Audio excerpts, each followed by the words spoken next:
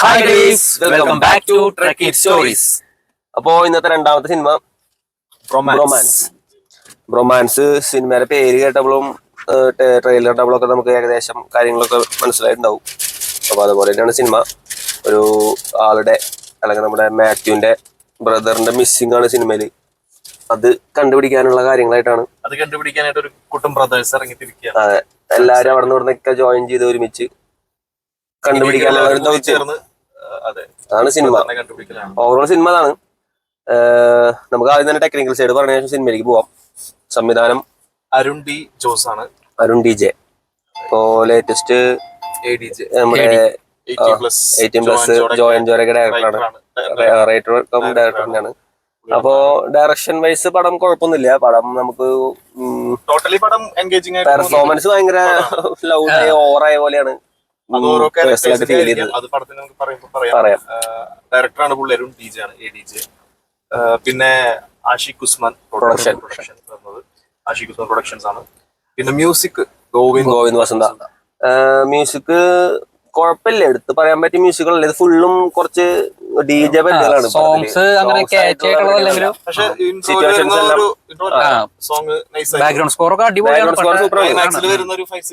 പിന്നെ അല്ലാതെ ഈ പറഞ്ഞ പോലെ ഒരു DJ പരിപാടി ചെയ്യണ പോലത്തെ ഒരു വർക്കാണ് ഫുള്ള്. എല്ലാം പാടത്തിന് മൂടാനതാണ്. അതുകൊണ്ട് തന്നെ അങ്ങനത്തെ പരിപാടികളാണ് ഫുള്ള്. സെയിം ആയിട്ട് നമുക്ക് ഫീൽ ചെയ്യും. പക്ഷെ അതെ, അത് നന്നായിട്ടുണ്ടായിരുന്നു. അല്ല, പടത്തിന് പറ്റിയ അല്ലെങ്കിൽ പടത്തിന്റെ പോക്കിന് പറ്റിയൊരു മ്യൂസിക് ബാക്ക്ഗ്രൗണ്ട് സ്കോർ തന്നെയായിരുന്നു. ചമ്മൻചാക്കാണ് എഡിറ്റിങ്. ഫൈറ്റ് സീൻസ് ഒക്കെ ഉണ്ട്. പെർഫോമൻസ് വൈസ് എല്ലാരും ഇനിയിപ്പോ കാസ്റ്റ് ആണ് പറയാനുള്ളത്. കാസ്റ്റില് മെയിൻ ആയിട്ട് മാത്യു, അർജുന അശോകൻ, മഹിമ നമ്പ്യാര്, നമ്മുടെ സംഗീത് പ്രതാപ്, ഷാജോൺ, ബിനു ബബ്ബു, പിന്നെ ശ്യാം, നമ്മുടെ അംബരീഷും അവർ രണ്ടുപേരും ഡാൻസ് കളിക്കുന്ന രണ്ടുപേരുണ്ട്. ചെറിയ റോള്. അംബരീഷിന് കുറച്ച് അധികം റോളുണ്ട്. നന്നായിട്ടുണ്ട്. കൂട്ടുകാരനായിട്ടാണ് വരുന്നത് മാത്യുവിന്റെ. എല്ലാവരും പെർഫോമൻസ് നമുക്കറിയാം. എല്ലാവരും നല്ല രീതിയിൽ പെർഫോം ചെയ്യുന്ന ആർട്ടിസ്റ്റുകൾ തന്നെയാണ്. പക്ഷെ ഈ സിനിമയുടെ സ്വഭാവം കൊണ്ടാണോ എന്താണെന്ന് അറിയില്ല. അത് പിന്നെ നമുക്ക് കൺവിൻസിംഗ്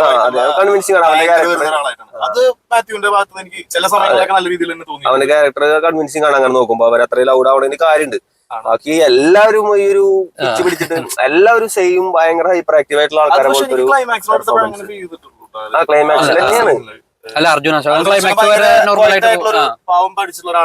ഇൻട്രോവേർട്ട് ആയിട്ടുള്ള ഒരാള് ക്ലൈമാക്സിൽ കുറച്ച് മാറ്റം വരുത്തിയുള്ള എനിക്ക് ഏറ്റവും പേഴ്സണലി ഇഷ്ടപ്പെട്ടത് സംഗീതത്തിന്റെ ക്യാരക്ടറാണ്.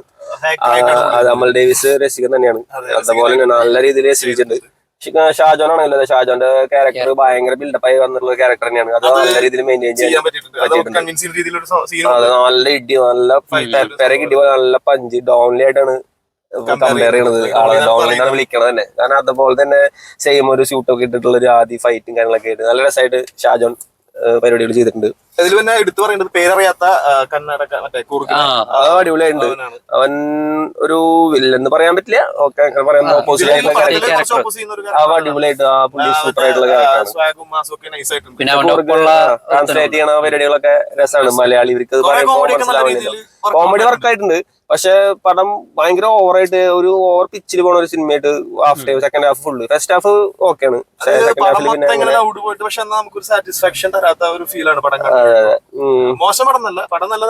ഏവറേജ് മൂവി ആയിട്ടാണ് തോന്നിയിട്ടുള്ളത്. പക്ഷെ 2-2.5 മണിക്കൂർ എന്റർടൈനിങ് തന്നെയാണ്. നമുക്ക് വേറെ ബോറടിയും കാര്യങ്ങളൊന്നും ഉണ്ടായിട്ടില്ല.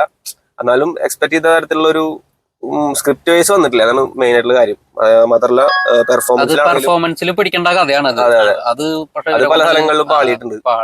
ചില സ്ഥലങ്ങളിൽ നമുക്ക് ഈ പറയുമ്പോൾ കുറച്ച് ഓവറായിട്ട് കുറച്ച് അനായിട്ട് ഫീൽ ചെയ്തു ചില സീനുകളിലൊക്കെ. അപ്പൊ അങ്ങനത്തെ കുറച്ച് കാര്യങ്ങളാണ്. എന്നാൽ ടോട്ടലി പടം ഒരു റിസപ്ഷൻ സമയത്തുള്ള ഒരു പാട്ട് സീനൊക്കെ നല്ല രീതിയിൽ കുറച്ച് ത്രില്ലിംഗ് ആയിട്ടുള്ള എലമെന്റ്സ് ഒക്കെ കേട്ടിട്ട് രസമായിരുന്നു അത് കണ്ടിരിക്കാൻ. കട്ട്സും കാര്യങ്ങളൊക്കെ അടിപൊളിയായിട്ടുണ്ടായില്ല. മ്യൂസിക് ആണെങ്കിലും എല്ലാം മെയിൻ പിടിച്ചിരിക്കുന്നത് എഡിറ്റിംഗിലും മ്യൂസിക്കിലും തന്നെയാണ്. പിന്നെ കുറച്ച് പേരെയാണ് നമ്മളിപ്പോൾ സ്ക്രീനിൽ കാണുന്നത്. അവർ ത്രൂ ഔട്ട് ഇങ്ങനെ പെർഫോം ചെയ്തോണ്ടിരിക്കുകയാണ്. ആർക്കും വെറുതെ ആലോചിക്കാനുള്ള സീനുകളൊന്നും ഇല്ല. ഫുൾ ടൈം ഡയലോഗ്സ് ആണ്. പിന്നെ ഇതിലത്തെ കോമഡികളൊക്കെ ഒരു പരിധി വരെ പുതിയ ഇപ്പോ നല്ല രീതിയിൽ ഇതിലൊക്കെ പറഞ്ഞ കോമഡികളാണ്. ഫ്യൂറി അതൊക്കെ വന്നായിട്ട് പടത്തില് ചെയ്തിട്ടുണ്ടായിരുന്നു. പിന്നെ ചെറിയ ഇമോഷൻ സീനൊക്കെ ഉണ്ട് മാത്യുവിന്റെ ഒക്കെ ചില സമയത്തൊക്കെ നമുക്ക് ഫീൽ ചെയ്തിട്ടുണ്ട്. അങ്ങനെ ഒരു മൊത്തത്തിൽ ഒരു പാക്ഡ് ആയിട്ടുള്ള മൂവിയാണ്. പക്ഷെ നമ്മൾ എക്സ്പെക്ട് ചെയ്ത കൂടിയതാണോ എന്താണെന്ന് അറിയില്ല. എന്നാലും 2 മണിക്കൂർ പോയതോ 2.25 മണിക്കൂർ നമുക്ക് ഒരു വെറുതെ പോയ പോലെ ഒന്നും ഫീൽ ചെയ്യണമെന്നില്ല. പടം തിയേറ്ററിൽ എൻജോയ് ചെയ്യാൻ പറ്റിയ സിനിമ തന്നെയാണ്. അപ്പോ ഇറങ്ങിയിട്ടുള്ള 3 പടങ്ങൾ എല്ലാം നല്ല പടങ്ങൾ തന്നെയാണ് ഇന്ന് ഇറങ്ങിയിട്ടുള്ളത്. എല്ലാവരും തിയേറ്ററിൽ തന്നെ പോയി സിനിമകളെല്ലാം വാച്ച് ചെയ്യുക. കാരണം അത്രയും എഫേർട്ടും കാര്യങ്ങളൊക്കെ എടുത്ത് നല്ല ബഡ്ജറ്റ് മുടക്കിയൊക്കെ ഇറങ്ങുന്ന സിനിമകൾ തന്നെയാണ്. സോ ഔട്ട്പുട്ടായിട്ട് ഇറക്കുന്നതാണ്. അപ്പൊ എല്ലാവരും തിയേറ്ററിൽ തന്നെ എൻജോയ് ചെയ്യാം. അപ്പൊ അത്രേ ഉള്ളൂ. Bye from Turkey stories.